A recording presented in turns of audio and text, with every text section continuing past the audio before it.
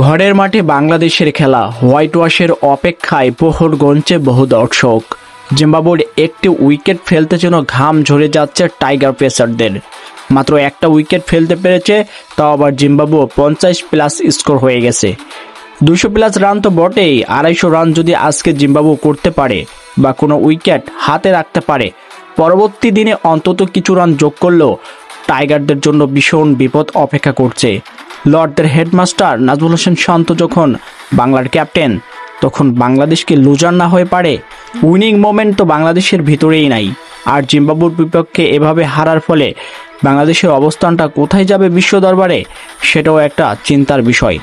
তানজিম হাসান সাকিবের মতো টি-20 বলার এখন টেস্টে খেলছে, কেননা বাংলাদেশের পেসাররা ভালো করতে পারছেন না। এদিকে নাহিদ রানাও পিএসএল খেলতে পাকিস্তানে চলে গেছে। বাংলাদেশের কি যে অবস্থা হবে, সাকিব ছাড়া বাংলাদেশ জিতবে, এটা যেন অকল্পনীয় হয়ে যাচ্ছে।